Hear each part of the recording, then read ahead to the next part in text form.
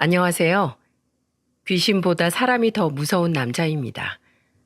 30대 후반의 나이에 저도 사람을 더 무서워하게 될 줄은 몰랐어요. 저는 원래 새로운 사람들과 어울리면서 시간을 보내는 걸 좋아했던 사람이었죠. 저를 오래 알던 사람들은 지금의 저를 보면 왜 이렇게 변했냐면서 놀랄 정도랍니다.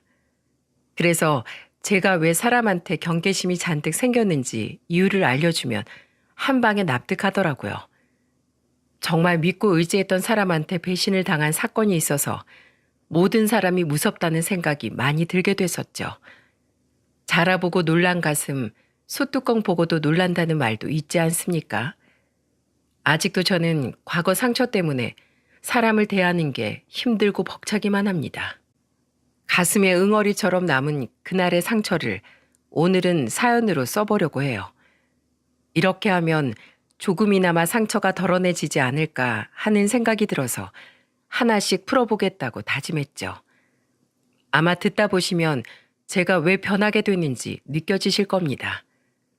저는 사업가 아버지와 가정적인 어머니, 우애 좋던 여동생까지 네 식구였어요. 사업을 하던 아버지를 보면 늘 저렇게 당당한 자세로 살고 싶다는 생각을 많이 했었죠. 학창 시절에는 아버지가 사업을 확장하느라 늘 일로 바쁘셨던 기억이 납니다. 그래서 늘 제 머릿속에 아버지는 바쁜 사람이라는 생각이 있었어요. 그래도 가정을 책임지기 위해 고군분투하시는 아버지의 모습에서 많이 배우기도 했었죠. 그렇게 열심히 사신 아버지는 어느새 서울에 본사를 두고 부산에 분점을 설립하게 될 만큼 영역을 넓혀갔습니다. 그래서 30 초반에 아버지 회사에 입사해서 부산 지점을 총괄하게 됐어요. 서울과 부산을 오고 가면서 일만 하다 보니까 지루하기만 했습니다. 그러다 친구 소개로 러닝 동호회에 가입했고 그곳에서 저는 아내를 만나게 됐죠. 그때는 제 인생을 뒤흔들 여자인지도 모르고 운명 같은 만남이라고 생각했어요. 시작은 그저 아는 오빠 동생 사이였어요. 그러던 어느 날 동호회 회원들과 러닝 후에 맥주 한잔 하던 날 아내의 표정이 좀 안 좋아 보였죠. 그래서 저는 넌지시 아내를 보면서 걱정스럽게 물었습니다. 은하 씨, 몸이 안 좋아요? 오늘따라 표정이 안 좋아 보여요. 아, 요새 회사 일이 안 풀려서 답답해서 저도 모르게 힘이 없었나 봐요. 그때 고민이 많아 보이던 아내와 대화하다 러닝 동호회에 가입하게 된 이유를 듣게 된 거죠. 서로 스트레스를 해소하는 방식이 비슷하다는 생각이 들었어요. 그래서 제법 가까워진 아내한테 이런 제안을 했답니다. 둘 다 스트레스 받거나 고민 푸는 방식이 비슷한 것 같은데요. 동호회 모임 없을 때 따로 만나서 같이 달리는 건 어때요? 정말요? 저야 좋죠. 제가 부산 출장이 좀 많긴 한데 그래도 서울에서 지내니까 시간만 맞으면 자주 러닝할 수 있을 것 같아요. 그렇게 저는 아내와 따로 만나서 러닝을 하게 됐던 거였죠. 확실히 서로 속 깊은 이야기를 나누면서 지내다 보니까 금세 가까워졌어요. 그렇게 오빠 동생 사이로 만난 저희는 서로의 고민과 애환을 들어주다 연인 사이로 발전하게 됐습니다.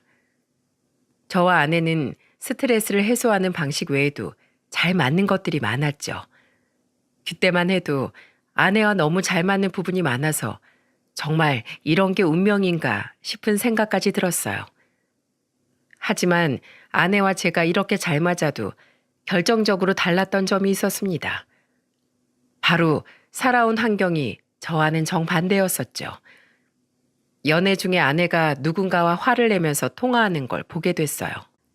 가까이 가보니까 돈 문제가 생긴 것 같은데 한참 화를 내며 통화하던 아내는 답답한 듯 한숨을 내쉬며 전화를 끊어버리는 모습을 보게 된 겁니다. 그때 뒤에서 듣고 있던 저와 마주친 아내는 그날 복잡한 가정사를 털어놨죠. 항상 당차 보였던 아내는 그날 힘 빠진 모습으로 울먹이면서 하소연을 했어요. 우리 아버지 회사를 오래 다녔던 적이 없어. 근데 이번에도 얼마 전에 들어간 회사가 자기랑 안 맞는 것 같다고 또 그만두셨다는 거야. 회사가 몸에 맞아서 다니는 사람이 대체 어딨어. 나 진짜 너무 화나고 답답해서 나도 모르게 소리까지 질렀어. 그때 아내는 정말로 참았던 울분이 터진 듯 펑펑 울었습니다. 그저 옆에서 위로해 주는 거 말곤 할 수 있는 게 없었죠. 당시엔 연인 사이였기 때문에 섣불리 금전적인 도움을 주는 건 부담을 주는 일 같았어요. 한참을 울던 아내는 결국 월급에서 일부분을 남동생 학원비에 보태줬다는 것까지 듣게 됐습니다. 선뜻 동생을 위해서 나서는 모습을 보니까 그 모습이 책임감 있고 멋있어 보이기까지 했었죠. 그리고 가족이 어려움에 빠졌을 때 외면하지 않고 손을 내밀어 주는 모습에 이 사람과 살면 온전한 가정을 꾸려갈 수 있을 거라고 생각이 들었어요. 그래서 저희는 긴 연애 끝에 결혼식을 올리게 됐답니다. 30 중후반 늦은 나이에 결혼해서 시작한 결혼 생활이 처음엔 너무 만족스러웠었죠. 왜냐하면 아내가 싹싹하고 야무진 성격이라서 어머니께서 너무 예뻐하셨어요.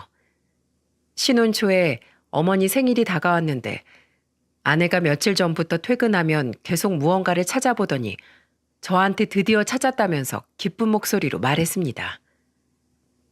결혼하고 어머님 첫 생신이신데 내가 직접 해드리고 싶어서 그렇지. 어머님이 갈비찜 좋아한다고 하셔서 내가 몸에 좋은 약재 넣고 만들어 보려고. 그리고 선물은 스카프 어때? 평소에 스카프 잘 하고 다니시는 것 같던데. 우리 엄마가 스카프를 했었나? 으이그, 이래서 아들이 안 된다는 거야. 어떻게 그런 걸 모를 수 있어? 봄, 가을에 스카프 자주 하시잖아. 아내는 정말로 요즘에 보기 드문 며느리였죠. 솔직히 아내도 회사 다니고 있을 때라서 피곤할 것 같아 부모님께서도 외식하자고 했었어요. 그런데 아내는 결혼하고 첫 어머님 생신인데 그냥 넘어갈 수 없다면서 직접 준비하겠다고 나선 겁니다. 그렇게 어머니 생신 당일 어머니와 아버지는 아내가 준비한 생신상을 보면서 감탄하는 소리를 내며 앉으셨었죠. 어머니는 미역국과 반찬을 먹어보고 극찬을 하면서 말하셨어요. 이런 든든한 장녀 우리 집에 보내서 사돈 부부가 서운하시겠다. 아주 똑소리가 나네. 남의 집 주방에서 요리하기 힘들었을 텐데 수고 많았어. 그런데 다음부터는 이렇게 안 해도 되니까 무리하지 마. 나이 먹는 게 뭐 대단한 일이라고 네가 고생을 해. 아니에요. 저 하나도 안 힘들었어요. 어머님 생신인데 제가 꼭 직접 대접해드리고 싶었어요. 다 넉넉하게 만들었으니까 많이 드세요. 어머님 생신 축하드려요. 아내는 어머니의 말에 괜찮다면서 씩씩하게 대답까지 했답니다. 아버지는 그 모습을 흐뭇하게 바라보고 계셨죠. 평소 표현 잘 못하시는 아버지가 엄지까지 들면서 칭찬을 아끼지 않으실 만큼 아내는 정말 저희 부모님께 잘했습니다. 게다가 막내 여동생 결혼식 때는 선뜻 소파라도 해주자는 말까지 했었죠. 저는 여동생 결혼식에 축의금을 얼마나 해야 될까 고민하던 중에 아내의 말에 깜짝 놀라서 말했어요. 내 동생 신혼집에 소파 해주려고? 난 축의금만 하면 될까 했는데 그 생각은 못했네. 당신은 하나 있는 여동생 시집 가는데 축의금만 내고 싶어? 대단한 거 못해줘도 적당한 선에서 하나 선물해주자. 그래야 나도 마음이 편할 것 같아. 그럼 당신이 잘 골라봐. 당신이 골라주면 내 동생도 좋아할 거야. 저는 이런 세심한 아내의 마음이 참 고마웠습니다. 그래서 한 번은 아내한테 고맙다면서 말했었죠. 그러자 아내는 별거 아니라는 듯 따뜻한 목소리로 말했어요. 우리 같이 사는 부부잖아. 그러면 당연히 양가 부모님 모두 다 내 부모님처럼 섬겨야지. 이건 당연한 거야. 세상에 이렇게 마음씨 고운 아내가 또 있겠습니까? 아내가 이렇게 저희 부모님께 잘하는 만큼 저도 처가댁에 정말 할 수 있는 최선을 다했죠. 처가댁이 형편이 어려웠었기에 주로 금전적인 도움을 많이 드리게 됐어요. 아무래도 금전적인 도움이다 보니까 처음에는 처가 식구들도 부담스럽다면서 거절하기도 했습니다. 처남이 공무원 시험을 꽤 오랜 시간 준비하고 있었는데 학원비가 정말 만만치 않았죠. 그 와중에 장인이나 장모한테 손 벌릴 형편도 아니었고요. 그래서 공부하면서 아르바이트를 두세 개씩 하던 처남을 찾아갔었습니다. 그때도 편의점 아르바이트를 마치고 나온 처남은 지친 기색이 역력했었죠. 그런 처남을 보면서 걱정스러운 목소리로 말했어요. 처남, 잠은 좀 잤어? 안색이 많이 안 좋아 보여. 밥은 제대로 먹고 다니는 거야? 편의점 마감 아르바이트라서 판매 불가 상품을 사장님이 챙겨가도 된다고 하셔서 삼각 김밥 같은 거 먹고 지내요. 밥값이라도 아껴야 인터넷 강의라도 듣죠. 그 모습이 어찌나 안쓰럽던지 저는 처남 고기라도 먹이려고 식당으로 갔었죠. 그때 처남은 며칠 굶기라도 한 사람처럼 고기를 먹어 치웠어요. 열심히 살려고 노력하는 처남이 안쓰러워서 저는 맥주를 한 잔 따라주며 말했습니다. 처남, 학원비는 내가 당분간 도와줄게. 그러니까 우선은 공부에 집중해. 시험 며칠 안 남았잖아. 정말요? 진짜 저 도와주시게요? 그래. 그러니까 공부 열심히 해서 멋지게 합격하는 모습 보여줘. 아니에요. 저 같은 게 매형도움 받는다고 해서 잘 될 리가 없어요. 그냥 저 포기하세요. 정신 차려. 처남 아직 한창인데 포기라는 말이 나와? 예전에도 누나가 도와줬잖아. 누나 도움이 헛되지 않게 하려면 지금 잘해내야지. 처남은 제 말을 듣고 고기를 먹다 말고 눈물을 펑펑 흘렸어요. 그래도 열심히 살아보려고 노력하는데 운이 따라주질 않아 이렇게 힘든 거라고 생각했었죠. 그 후 처남은 몇 번 제가 주는 돈을 거절하다 열심히 하겠다면서 결국 받았답니다. 그렇게나마 제가 처남한테 도움이 된다는 게 그저 기뻤어요. 서울에서 부산 지점 일을 하다 보니까 아내처럼 손수 뭔가를 만들어서 챙겨드릴 여력은 없었지만 제가 할 수 있는 최선을 다했었죠. 게다가 저는 특히 장모한테 용돈까지 챙겨드렸습니다. 하지만 장모는 제가 용돈을 한 번 드렸더니 누울 자리라고 생각했는지 매달 저한테 전화를 하기 시작했어요. 한 번은 서울에서 부산으로 출장을 가고 있는데 장모한테 전화가 걸려왔었죠. 무슨 일인가 싶어서 받아보니까 장모는 다급한 목소리로 말했습니다. 김서방, 지금 어딘가? 제가 지금 부산에 일이 있어서 출장 가고 있어요. 무슨 일 있으세요? 아유, 그래. 어떡하지? 나 친구들 모임에 사이가 데려다 줄 거라고 큰 소리 떵떵 쳐놨는데 자네가 부산에 가고 있으면 난 어떡하지?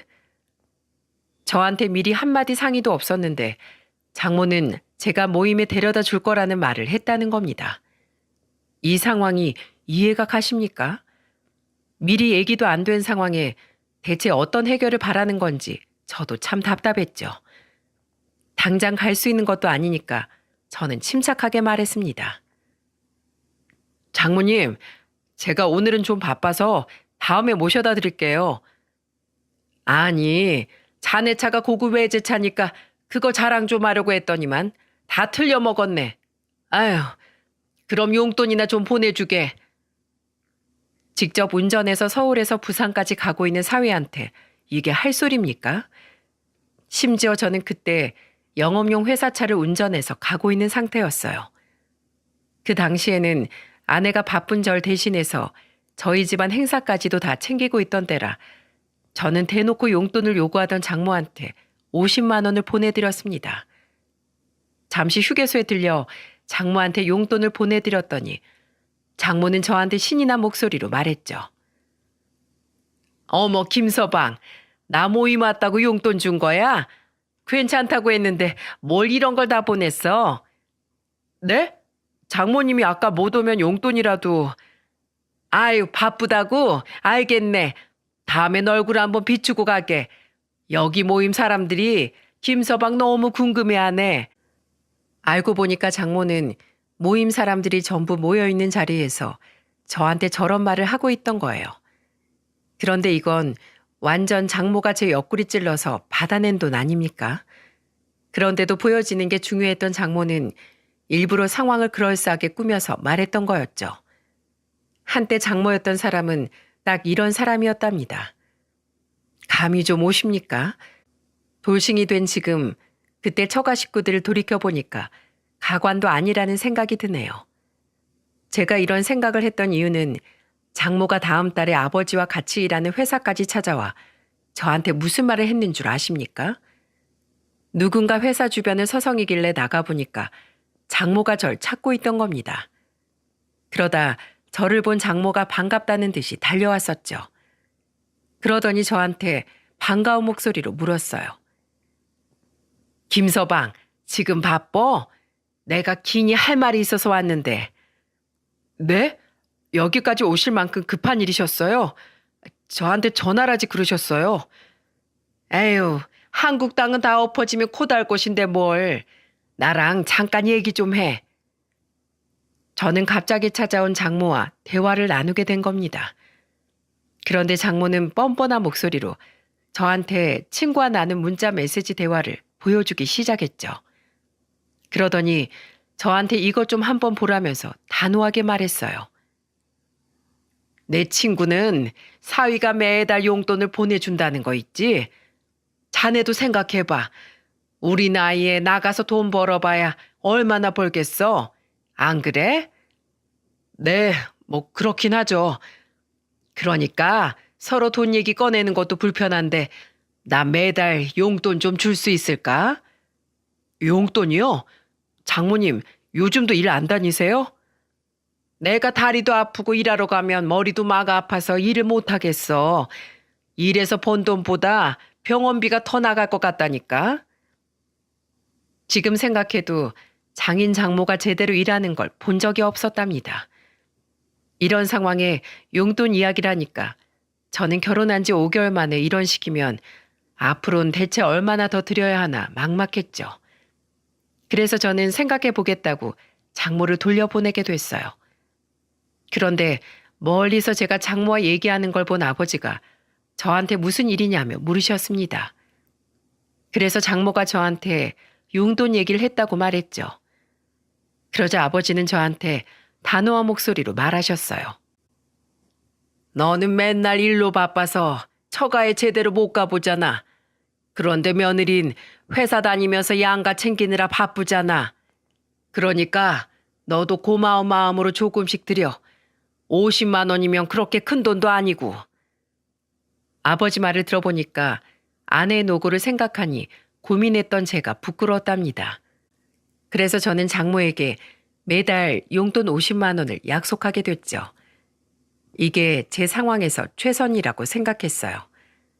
그러자 이 사실을 알게 된 아내는 저한테 미안한 목소리로 말했죠. 여보, 미안해. 엄마가 회사까지 찾아갈 줄은 몰랐어. 괜찮아. 뭐가 미안해.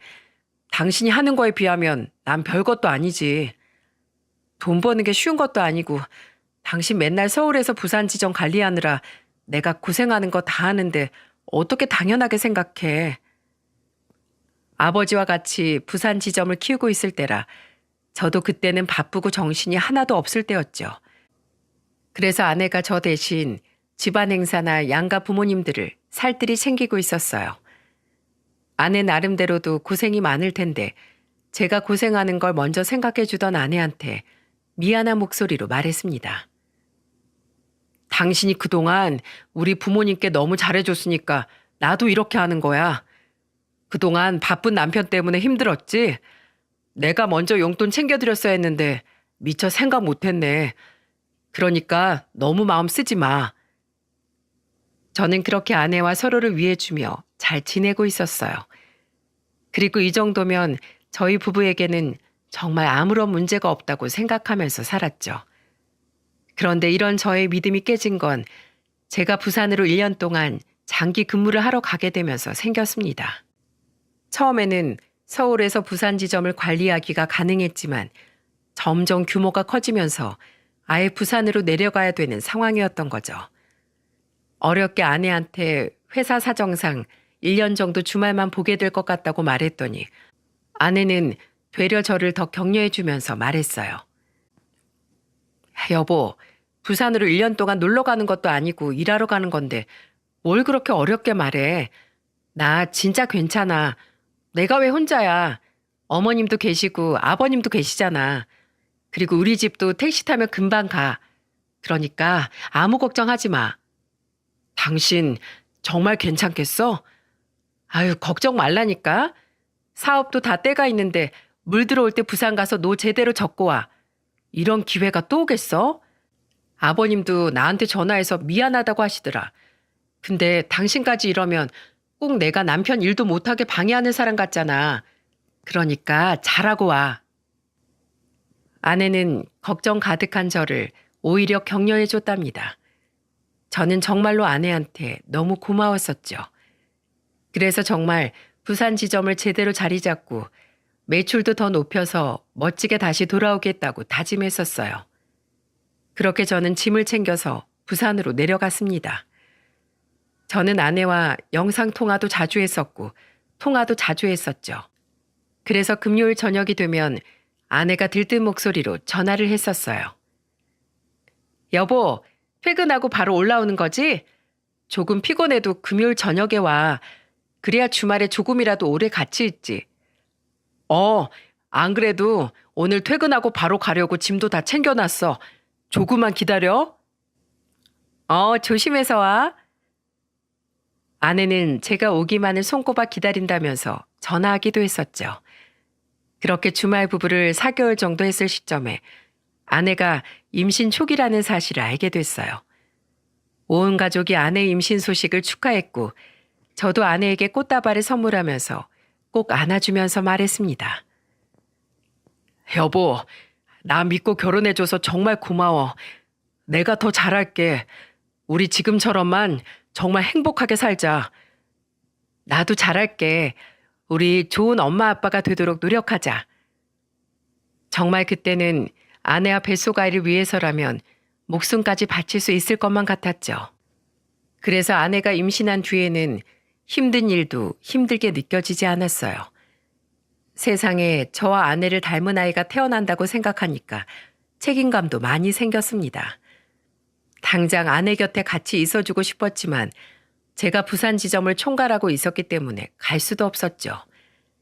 그래도 임신 중인 아내가 혼자 있는 게 마음에 걸려서 아내한테 전화를 했던 적이 있었어요. 나 금요일에 연차 냈어. 목요일 저녁에 올라갈 테니까 당신 먹고 싶은 거 먹으러 가자. 뭐? 목요일 저녁에 온다고? 왜? 왜긴 왜야. 당신 임신 중이니까 내가 하루라도 더 같이 있어주려고 그러지. 출산 임박한 것도 아닌데 뭐하러 그래. 당신이 나 때문에 일 쉬는 것 같잖아. 제가 하루 더 집에 있겠다고 하면 저는 아내가 더 좋아할 거라고 생각했습니다. 그런데 예상외로 아내 반응은 떨떠름하기만 했었죠. 그래서 저는 그런 아내 반응에 실망한 목소리로 말했어요. 당신은 내가 가는 게 싫어? 난 당신 생각해서 할 일도 다 끝냈단 말이야. 집에 혼자 있고 싶어서 그런 거야? 내가 언제 싫은 티를 냈어. 그냥 당신 힘들까봐 그런 거지. 그럼 목요일 저녁에 와. 우리 맛있는 거 먹으러 가자. 그때 솔직히 아내 반응에 저는 좀 의아하긴 했답니다. 여자들 임신하면 남편이 좀 더 신경 써주길 바라지 않습니까? 그런데 제가 아내 생각해서 뭐라도 하려고 하면 아내는 저한테 미안하다며 거절하기만 했었죠. 그래도 워낙 아내가 짐이 되는 거 싫어하는 성격이라 그런 거라고 생각했습니다. 그렇게 지내다 보니까 어느덧 아내 출산일이 다가온 거예요. 그때 저는 서울로 올라가서 아내 곁을 지켰었죠. 제가 직접 아이 탯줄을 자르던 순간에 가슴이 벅차올랐답니다. 지금도 그날의 기억이 생생한 만큼 정말 뜻깊은 순간이었어요. 그리고 그때 아내는 산후조리원에 일주일 정도 지낼 계획이었죠. 그런데 아내가 아이 낳고 이틀쯤 지났을 때 하필이면 부산 지점에 문제가 생겨서 제가 급하게 내려가게 된 겁니다. 현장에서 문제가 생겨서 총괄 관리하던 제가 가야만 하는 상황이었어요. 일이 아무리 급해도 산후조리원에 아내를 두고 제가 어떻게 갈 수 있었겠습니까? 그때 정말 한참을 고민하다 저는 아내에게 조심스럽게 말했어요. 여보, 내가 지금 빨리 또 내려가 봐야 될 것 같은데 괜찮겠어? 부산에 일 터졌어? 일 생겼으면 가봐야지. 난 괜찮아. 빨리 가. 안 그래도 내가 당신 눈치 보느라 혼났네. 이제 내가 할 수 있으니까 걱정하지 마. 괜찮다면서 말하는 아내를 보면서도 미안했었죠. 그래서 저는 불편한 마음으로 부산으로 향했어요. 그래도 이렇게 가는 건 아닌 것 같아서 전 어머니께 아내를 일주일만 보살펴 달라고 부탁했답니다. 그러자 어머니도 흔쾌히 가보겠다며 저한테 걱정 말라고 하셨어요. 다행스럽게 어머니가 가신다고 하니까 저는 믿고 부산으로 갔던 거였죠. 모든 게 괜찮다 싶었는데 다음날 어머니께 저는 충격적인 전화를 받게 됐습니다. 어머니는 의심스러운 목소리로 털어놓으셨어요. 며느리 혹시 친한 친구 중에 남자도 있니? 아니면 직장에 친한 남자 직원이 있다든지 너 혹시 아는 사람 있어? 네? 아니요. 그런 친구는 들어본 적 없는데요. 왜 그러세요? 아니, 내가 좀 이상한 걸 봐서 말이야. 네 전화 받고 출산한 며느리 미역국 좀 먹이려고 끓여갔는데 혼자 있는 게 아니라 누구랑 같이 있더라고. 근데 같이 있던 사람이 남자였다니까. 네? 남자요? 전 어머니의 말에 뒤로 넘어갈 뻔했었죠. 어머니는 미역국을 챙겨서 조리원을 갔는데 문이 살짝 열려 있었다고 했어요. 안에서 대화 소리가 들리길래 잠시 대화가 끝나게 기다렸다고 말하셨습니다. 그런데 어머니가 들은 대화는 정말 수상했었죠. 낯선 남자가 아이를 안고 있었는데 아이를 보면서 둘이 이런 말을 했다는 거예요. 은하야, 아기 너무 예쁘다. 완전 나랑 닮지 않았어? 그게 무슨 소리야? 나를 더 닮았지. 그런가? 나보다 널 더 닮았나? 어머니가 들은 대화는 제가 들어도 이상했습니다. 이게 지금 친구와 나눌 대화입니까? 어머니는 너무 놀라서 문을 벌컥 열고 들어가셨다고 했죠. 그러면서 아내를 보면서 인사를 하며 말하셨대요. 애미야, 나왔다. 그쪽은 누구요? 어머니, 여긴 웬일이세요? 며느리 보러 오는 게 뭐 이상할 일이야? 그런데 이쪽은 누구셔? 여기가 더 이상해 보이는데. 그러자 아내는 당황한 표정으로 말까지 더듬으면서 말했다는 겁니다.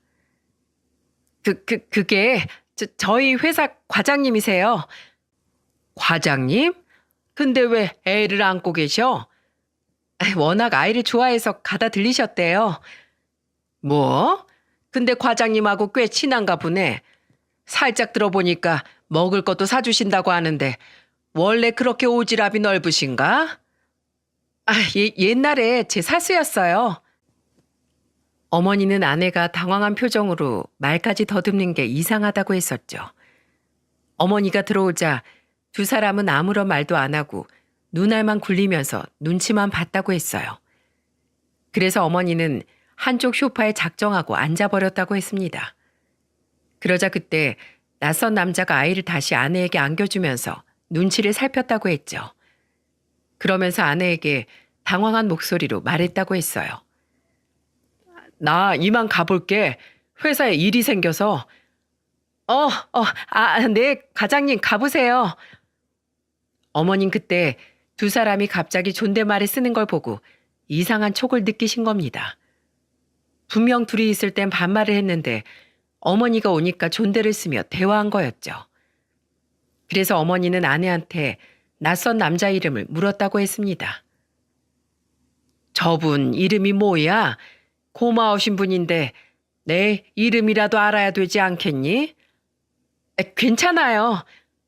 그래, 그럼 이렇게 좋은 분이 있다고 우리 아들한테라도 말을 좀 해야 되겠다. 좀 챙겨드리라고. 그러지 마세요, 어머님. 제가 이름 알려드릴게요. 그래, 이름이 뭔데? 그게 이름이 김민. 똑바로 얘기해. 친한 사이라며? 이름 몰라? 김정수, 김정수예요. 친하다던 이름도 헷갈려? 나라도 여기 적어놔야겠네. 어머니는 결국 이름을 알아내서 적어두신 겁니다. 그래서 저한테 이름을 알려주면서 신신당부를 하면서 말하셨어요. 아무래도 이상해. 친한 회사 상사라면서 이름도 몰라? 그리고 둘이 있을 때 분명히 반말 썼어. 그러니까 네가 확인 좀 해봐. 별 생각 없다가 어머니의 말에 저는 아내 회사 인사과로 전화를 걸었죠. 그리고 정말 그런 직원이 있나 물었습니다. 김은하 대리 남편입니다. 다름이 아니고 아내랑 같은 팀 상사분 중에 김정수라는 분이 계실까요? 제 아내를 너무 많이 도와주신다고 하셔서 보답을 좀 하고 싶어서요. 김은하 대리는 있는데 김정수라는 분은 없어요.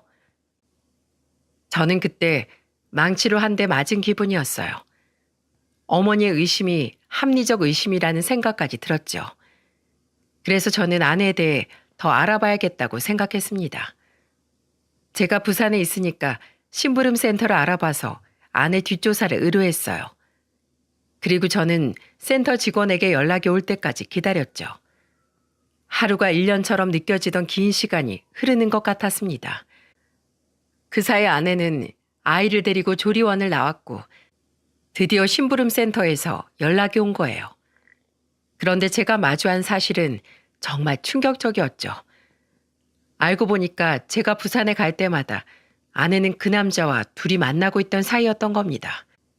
센터 직원이 보여준 영상과 사진을 보고 정말 뒤로 넘어갈 뻔했는데 센터 직원이 한숨을 쉬며 말하더군요.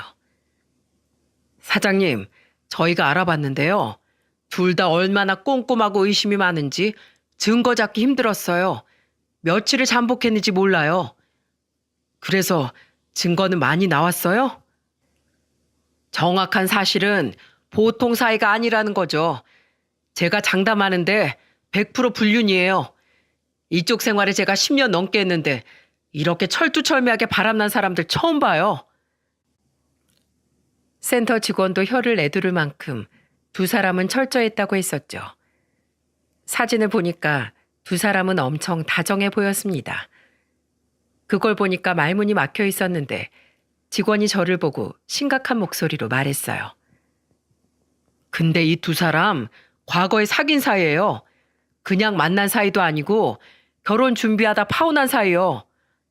그게 진짜예요? 알 사람은 다 알더라고요. 에휴, 저렇게 바람날 걸 왜 파혼했는지. 참, 애는 여자 쪽 엄마가 봐주는 것 같던데요. 아내는 갓 태어난 애도 처가에 맡겨놓고 바람을 피고 있던 거였죠. 그래도 저는 확실하게 더 확인하고 싶었어요.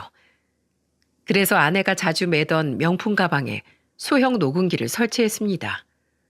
그런데 운명의 장난처럼 그날 저녁 아내는 친구 장례식장에 간다고 말했죠.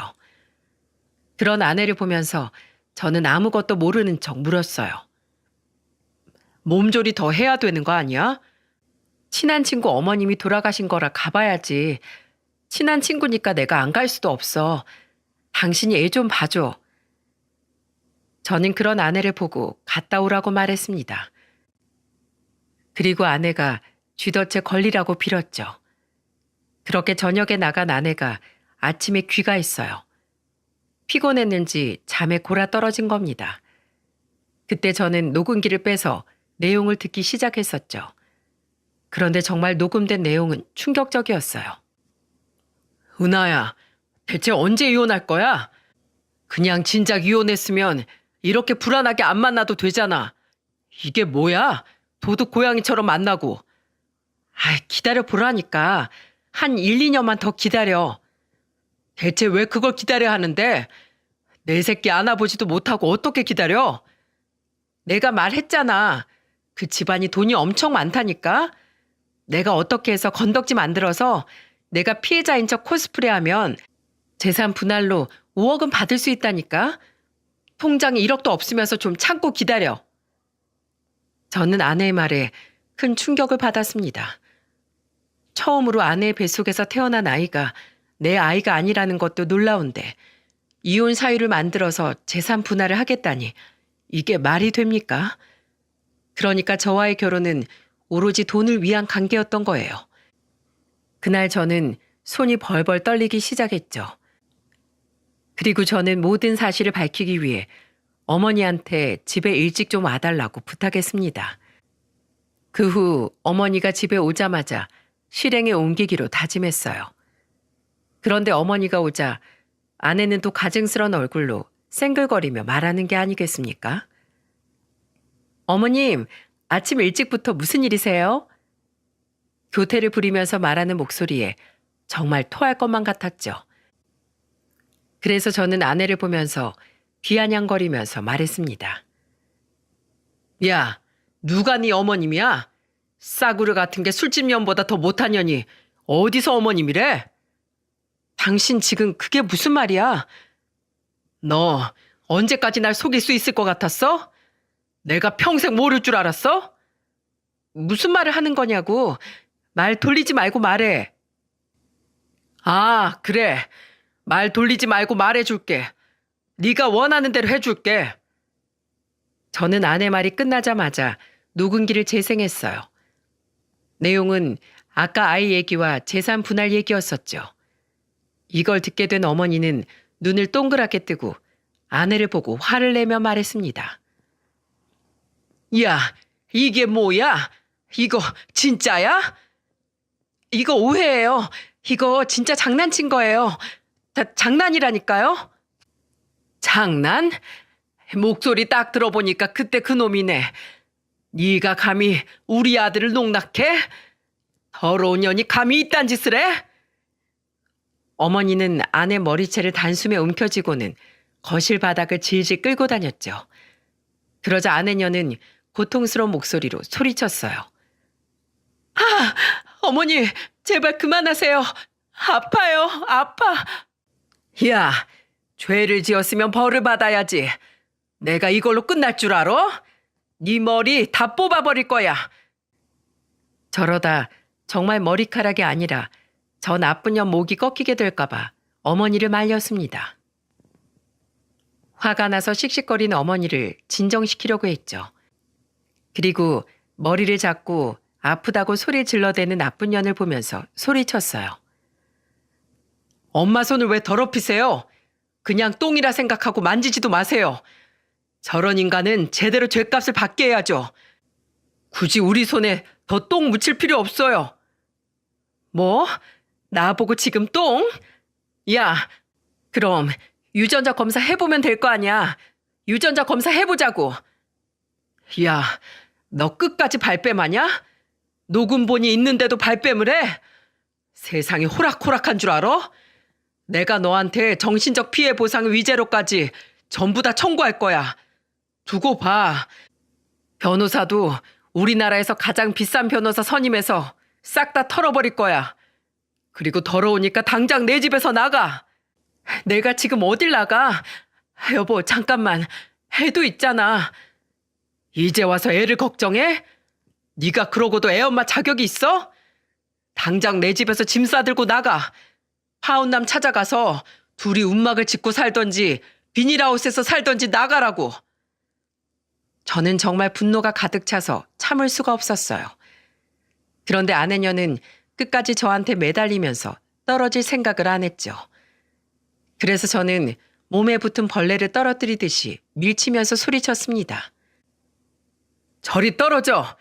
왜 아직도 뜯어먹을 게 남았어? 너 같은 벌레녀는 뜨거운 맛을 봐야 정신 차리지. 결국 한참을 실랑이 하다 포기했는지 그제야 짐을 싸서 나가더군요. 진짜 집안에 돌아다니던 바퀴벌레 한 마리 잡은 것처럼 시원했죠. 그런데 그 와중에 장인이란 사람이 나한테 뭐라고 했는 줄 아십니까? 집안 자체가 거머리 피가 흐르는지 뻔뻔하게 말하더군요. 김서방 미안한데 혹시나 200만 원만 보내주면 안 될까? 이번에 해외여행 가는데 내가 여비가 좀 부족해서 말이야. 우리 사위 잘났다고 내가 온 동네방네 소문내고 다녔는데 이번에 장인한테 힘 좀 실어줘. 아, 네. 제가 딱 보내드릴 테니까 기다리세요. 아이고 고맙네. 역시 우리 사이가 최고야. 저는 장인이 원하는 대로 순순히 보내줬어요. 설마 제가 돈을 보냈겠습니까? 아니요. 저는 돈이 아니라 아내에 대한 추악한 영상 그리고 사진 그리고 녹음본까지 빠르게 보내줬답니다. 그러자 제가 보낸 걸 확인했는지 바로 전화가 왔었죠. 받아보니까 역시나 상황 파악 못하는 목소리로 묻더군요. 이게 지금 뭔가? 뭘 보낸 거야? 그게 따님이 저한테 했던 실체입니다. 뭐라고? 내 딸이 그랬다고? 그럴 리가 없는데. 아니 그러면 내 돈은? 나 돈 안 주고 이걸 보냈다는 거야? 본인 딸이 외도한 증거를 보고도 돈 얘기가 나옵니까? 진짜 장인은 끝까지 저한테 해명하기만 급급했습니다. 아마 무슨 문제가 있었던 것 같은데 내 딸이 그럴 여자가 아니야. 내가 중간에서 중재할게. 자네도 내 딸 많이 사랑하잖아. 그러니까 여행만 다녀오면 내가 정리할 테니까 여비 좀 보내줘. 이런 소리를 짓거리는 장인을 보니까 아내가 왜 그런 멍청한 짓을 했는지 이해가 가더군요.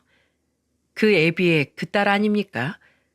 그래서 저는 비아냥거리는 목소리로 장인한테 말했습니다.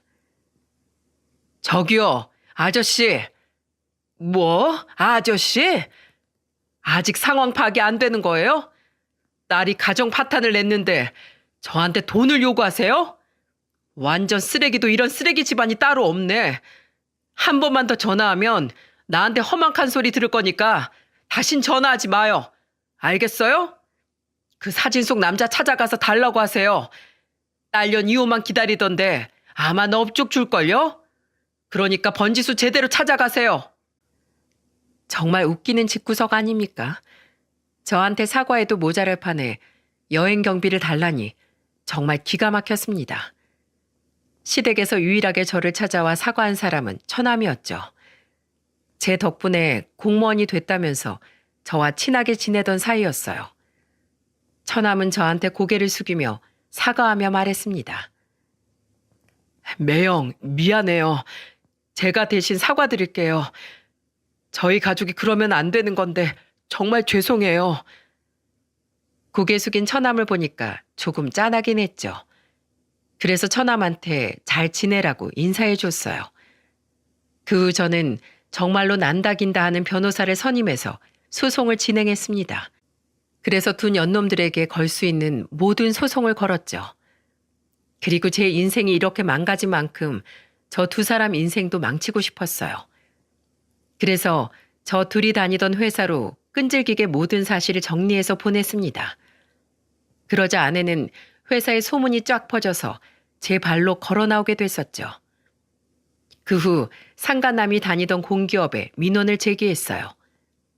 저는 끈질기게 민원과 제보를 공기업 측으로 보냈습니다. 그런데 뜻밖의 곳에서 반응이 왔는데 바로 양심 없던 전 아내였죠. 뻔뻔하게 절 찾아와서 싹싹 빌더니 어이없는 부탁을 하더군요. 내 인생 이렇게 구렁텅이로 빠뜨리면 어떡해. 나 좀 살려줘. 나 지금 회사도 그만뒀어.